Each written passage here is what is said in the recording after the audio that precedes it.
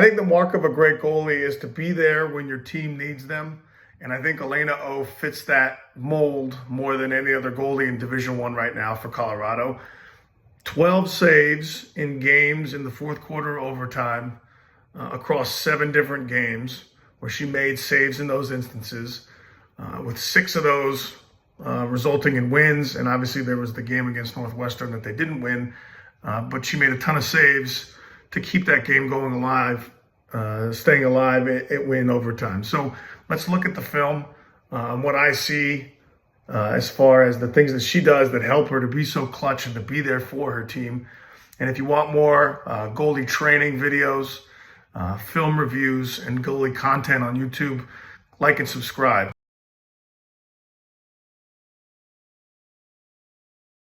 What stands out when this ball's moving around is the discipline in which she plays in her stance. It's very consistent, very balanced, and very controlled. And this will be a common theme, that when the play speeds up and there is a shot, she's not rushed, moving to get to the save. She's composed, she's balanced, and super patient, waiting for that release of the ball. And so a key takeaway for younger goalies is that disciplined movement in the stance with balance and control. Same thing here again. There's a skip pass, which again usually creates a lot of tension and makes goalies rushed. And you can see that composed movement with control and balance. And mind you, this is an overtime game in an NCAA tournament. It looks as if she's just hanging out with friends. This here's the cream of the crop. Another skip pass to the inside, not rushed, not allowing the pace of play to dictate her movement, and as a result, makes an absolutely absurd save inside here. Again, second overtime in a NCAA championship. Same thing again here. You've got the ball moving around the outside. Second overtime. That discipline in the stance creates consistency in the goal. And so that the moment and the pace is never too big, and it allows her to be consistent in the net. This save, again, another ridiculous save. But when that pass is thrown inside, you see a lot of goalies start to panic. Their feet start to get unsettled, and she doesn't have that problem.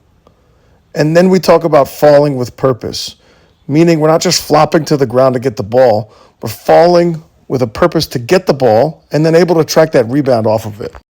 Let's lay out the scenario here. You got the first game of the season against one of the most storied programs in women's lacrosse. This is the fourth quarter of a very close game.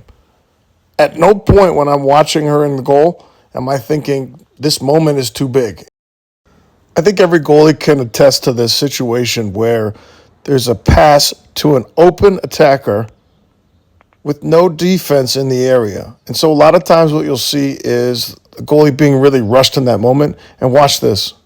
Pass comes down. There's no panic. Just patience, control, and balance. And makes that save look effortless.